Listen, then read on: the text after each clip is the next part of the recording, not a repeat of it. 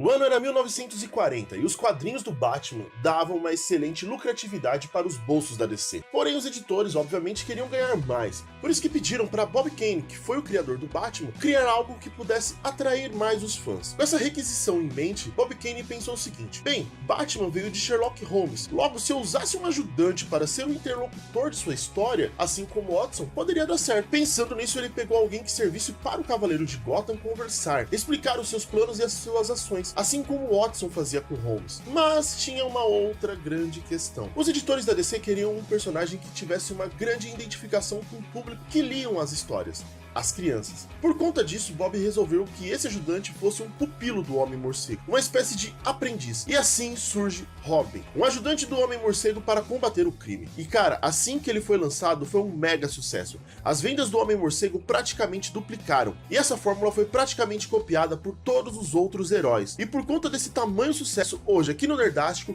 vamos falar um pouco sobre todos os Robins da DC. Então, sem mais delongas, solta a vinheta!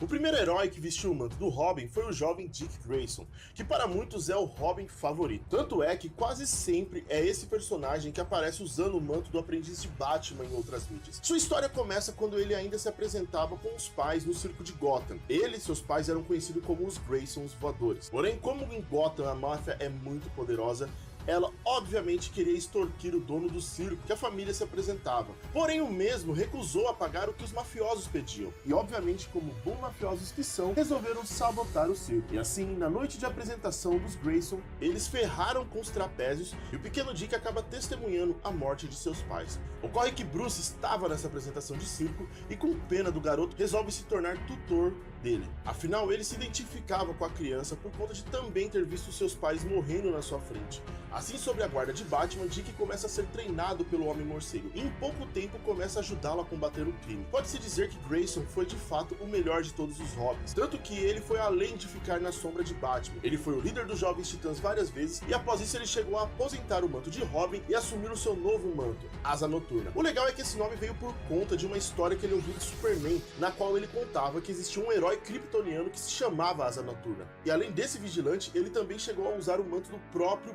Batman, do próprio Homem-Morcego, quando Bruce foi dado como morto. Cara, usar o manto do Batman é um bom motivo para saber o quão foda esse personagem é. Atualmente na saga Rebirth, Dick Grayson atua sobre o manto de Asa Noturna e continua líder dos Titãs. E quando ele não está com os Titãs, ele está com Damian combatendo o crime. Personagem esse que falaremos mais tarde. Se Dick Grayson foi o Robin mais obediente e correto, Jason Todd não seguia o mesmo caminho. Jason era filho de uma usuária de drogas que morreu de overdose e o seu pai era um capanga do Duas Caras, vilão do Batman. Logo desde cedo, o garoto acaba vivendo nas ruas e acaba tendo que roubar para sobreviver. E um desses assaltos ele tem a brilhante ideia de roubar as rodas do Batmóvel, do Batmóvel. Ocorre que, obviamente, ele é pego pelo Homem-Morcego e o mesmo acaba conhecendo toda a história do garoto e percebe que a raiva dessa criança podia ser usada para combater o crime. Como o manto de Robin estava vago, ele resolve treinar o garoto para combater o crime no lugar de Dick Grayson, que agora estava sob o manto de Asa Noturna. Porém, diferente de Dick, Todd era muito mais violento e temperamental que seu antecessor, e chegava a não seguir os códigos ensinados pelo Cavaleiro Negro de Gotham. Um exemplo disso é que ele quase mata Duas Caras após descobrir que o vilão tinha matado seu pai.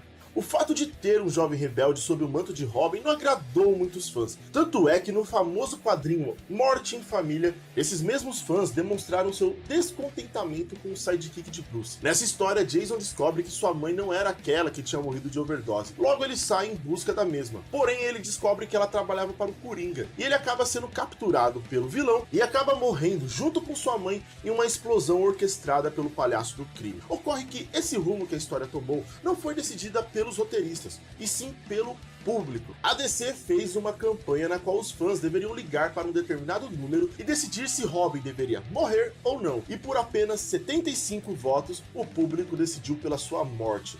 Na verdade, não foi apenas a impopularidade que fez o público desejar a morte de Todd. Outro fator muito importante deve ser considerado.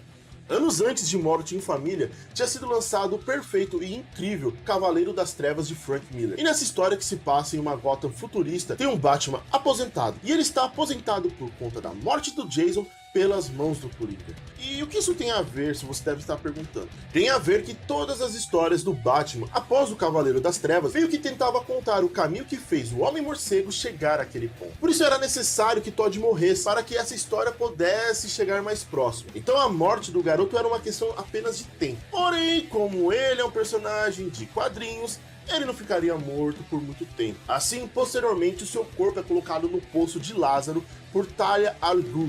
E assim ele volta à vida, porém usando um manto de capuz vermelho, obviamente buscando vingança contra Coringa por ter matado ele, e também contra Batman por não ter vingado ele matando o palhaço do crime. Mas ele acaba falhando e o Joker acaba explodindo de novo o local onde eles estavam. Posteriormente, ele meio que vira um justiceiro, mas acaba sendo muito mais violento que o Batman, e o mesmo não tem nenhum código de conduta que o morcegão tem. Se Dick foi o mais habilidoso e Todd o mais rebelde, pode-se considerar que Tim Drake é o melhor Robin quando o quesito é investigação. Tanto que o próprio, ainda criança, conseguiu descobrir a identidade de Robin em Batman apenas através da dedução. E como foi que ele fez, você pode me perguntar? Tim, assim como Bruce, estava no fatídico dia da morte dos Graysons voadores, e ele tinha visto vários dos movimentos acrobáticos que a família de trapezistas fazia. Posteriormente, ele viu esses mesmos movimentos sendo realizados pelo Robin, que ainda era Dick Grayson na época. Logo, ele deduziu que Robin só poderia ser Dick Grayson, e como Bruce era o seu tutor, provavelmente ele poderia ser o Cavaleiro das Trevas de Gotham. Porém, Batman recusa-se a dar o manto ao garoto, já que ele ainda estava muito mal pela morte de Jason, mas é convencido pelo Asa Noturna Dick Grayson, logo ele acaba dando o novo manto ao garoto. Porém, infelizmente, após um período usando o manto de Robin, ele é obrigado a desistir, pois seu pai descobre isso e o proíbe. Anos mais tarde, ele volta a assumir o manto de Robin, quase chega a usar o do Homem-Morcego, pois Bruce é dado como morto. Porém, como é dito anteriormente, Dick que acaba assumindo esse manto e escolhe para ser o Robin o jovem Damian Wayne, mas ele acaba tendo essa escolha porque considerava Tim como um igual, não um aprendiz. Porém, Drake não aceita muito bem essa decisão de escolher Damian como novo Robin e também não acredita que o seu mestre, Bruce, estava morto. Como dito, ele era o melhor detetive e assume um novo manto, Robin Vermelho, e sai à busca de Bruce. Atualmente, na nova saga Rebirth, Tim Drake faz parte de um grupo comandado pela Batwoman e que tem a Salteadora, a Órfã e o Cara de Barro como parceiros. Pode ser considerada como a primeira Robin do universo regular. A garota era filha de um dos inimigos do Batman, o Mestre das Pistas. Descontente por seu pai sempre acabar voltando ao crime, ela mesma decide virar uma justiceira, assumindo o manto de Salteadora e resolve tentar capturar o seu pai. Nisso ela acaba conhecendo Tim Drake, que na época usava o manto de Robin, e ambos acabam tendo um relacionamento amoroso. Tanto que Batman chega a treiná-la, porém não dá um manto ainda de Robin para ela. Mas mesmo assim, ela, sob o nome de Salteadora, continua combatendo crime. Tanto que ela acaba sendo pega por Máscara Negra, um outro inimigo do Batman que a tortura a fim de descobrir a identidade do morcego. Ela até consegue sobreviver disso, porém acaba morrendo no hospital. Mas, de novo, como quadrinho é quadrinho, descobre-se que Stephanie não tinha morrido. Bruce trocou seu corpo pelo de uma garota semelhante que tinha morrido de overdose no hospital, para que assim ela tivesse mais segura, já que ninguém saberia que ela estava viva. Atualmente, na versão Rebirth, ela junto com Robin Vermelho, a Órfã e o Cara de Barro formam um time de combate ao crime em Gotham, que é liderado por Batman. Antes de ir para o último Robin, vale a pena citar alguns que, embora não sejam do universo regular, merecem um lugar aqui nessa lista. Por exemplo, Carrie Kelly, que foi a Robin da maior obra do Homem-Morcego, e que já até citamos antes, que é o Cavaleiro das Trevas. Outro também que merece ser citado é John Blake, que